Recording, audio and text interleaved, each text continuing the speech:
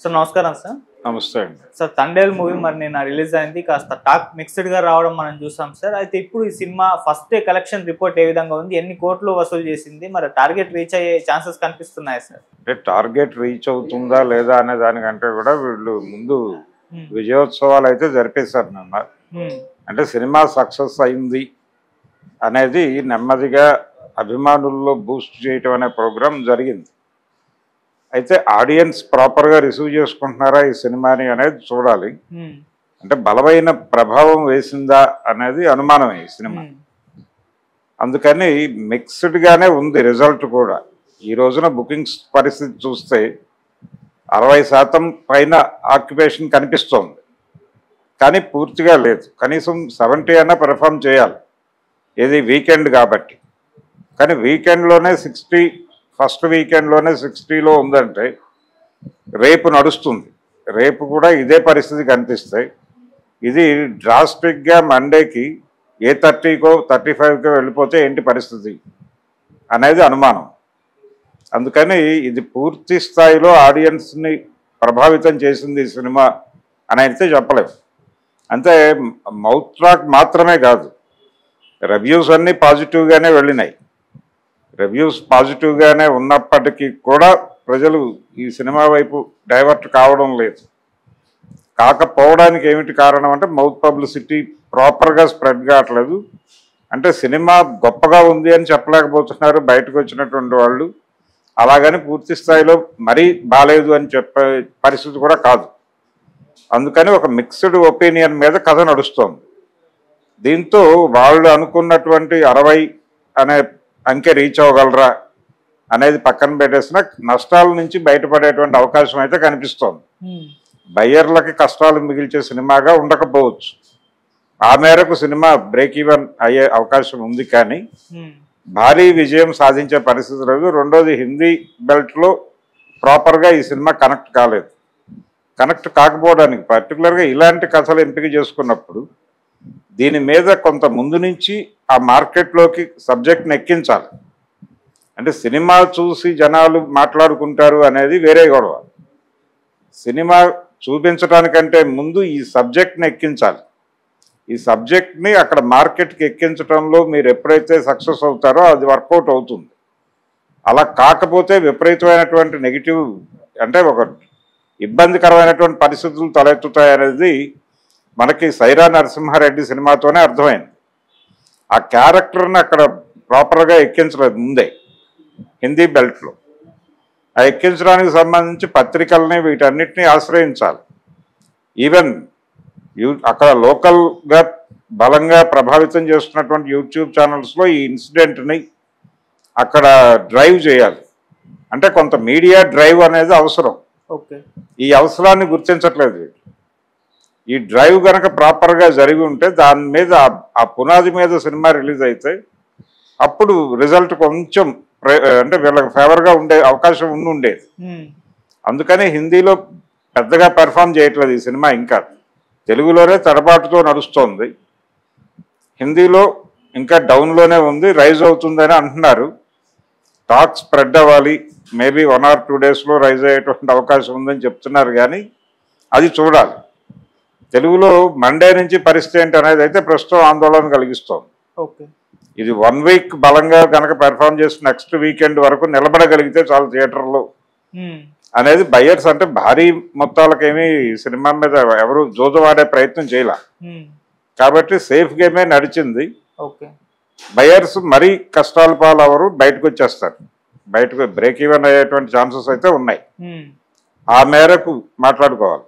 Cinema నిజంగానే వాళ్ళు ఒక ప్రాపర్గా ఒక ఫీల్ గుడ్ లవ్ స్టోరీ చెయ్యాలి అని మాత్రమే అనుకుని ఉంటే డెఫినెట్గా ఇది మంచి విజయం అందించేది సినిమా. ఎందుకంటే అద్భుతమైనటువంటి పెర్ఫార్మర్స్ ఉన్నారు, అద్భుతమైనటువంటి కంటెంట్ వాళ్ళ చేతిలో ఉంది. అంటే చాలా కథని కుదించేసి కథకి సంబంధం లేని విషయాలు మేజర్గా డిస్కషన్కి పెట్టారు ఇక్కడ. అది ఆడియన్స్ని ఇబ్బంది పెట్టింది.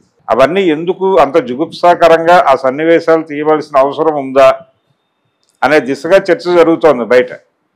ఇది సినిమాని ఇబ్బంది పెడుతుంది, సినిమా టాక్ని ఇబ్బంది పెడుతున్న అంశం అది. దీంతో పాటు ఆ టైంలో ఎవరెవరైతే ఆ కార్యక్రమాల్లో పాల్గొన్నారో వాళ్ళని ప్రాపర్గా పోర్ట్రైట్ చేయలేదు అనేది ఇంకో గొడవ. ఇప్పుడు ఆ పార్టీ ప్రతిపక్షంగా ఉంది. ఆ రోజున నిజానికి ఆ ప్రభుత్వాన్ని తట్టి లేపి నడిపించినటువంటి అలనాటి మంత్రి గారు, ఆయన తర్వాత రాజ్యసభకి వెళ్ళాడు, ప్రస్తుతం తెలుగుదేశం పార్టీతోనే ఉన్నాడు. అంటే వారి ప్రభావం లేకుండా ఈ సినిమాలో నడిపే ప్రయత్నం చేశారు. ఇది వాంటెడ్గానే చేశారు అనేది వినిపిస్తోంది. వాంటెడ్గా అంటే టీడీపీ కనుసన్నల్లోనే, అంటే వారికి చెప్పారు ఈ ఇన్ఫర్మేషన్, మేము దీనిలో అలనాటి ప్రభుత్వం తాలూకా పాత్రను పూర్తిగా కుదించేశాము అని వారికి ఒక హామీ చిత్ర యూనిట్ నుంచి లభించింది అనే మాట కూడా వినిపిస్తోంది. అంటే ఫోన్ చేసి చెప్పారు, మేము ఆ పాత్రను తీసేసాం టోటల్గా అని ఈ సినిమా నిర్మాతగా వ్యవహరిస్తున్న వ్యక్తి చెప్పాడు అనేది ఒక రూమర్ బయట నడుస్తోంది. అది ఎంతవరకు వాస్తవం అనేది పక్కన పెడితే అది కూడా ఉంది. వాంటెడ్గానే ఆ ఏరియాలో డల్ చేశారు. అంటే ఎక్కడ బ్రైట్ చేస్తే అప్పటి ప్రభుత్వం గురించి మాట్లాడాల్సి వస్తుందో అనే ఉద్దేశంతో ఆ ఏరియాని పూర్తిగా డ్రై చేసేసి అక్కడ కేవలం ఒక క్యారెక్టర్తో నడిపించారు. ఆ క్యారెక్టర్ కూడా 3 సీనుల్లో కనిపిస్తుంది అంతే. ఇదొక ప్రాబ్లం. అలాగే యూనియన్స్ తాలూకా, అంటే మత్స్యకార సంఘాల తాలూకా ప్రభావము, అక్కడ ఇతర సమస్యలు ఇవేవి కూడా టచ్ చేయకుండా, అంటే మనకు దేవర సినిమాలో కూడా ఈ సమస్య కనిపిస్తుంది. మేజర్గా జాలర్ల జీవితాల్లో ఇంటర్నేషనల్ జలాల్లోకి వెళ్ళేటువంటి జాలర్ల మీద ఒక నిఘా ఉంటుంది.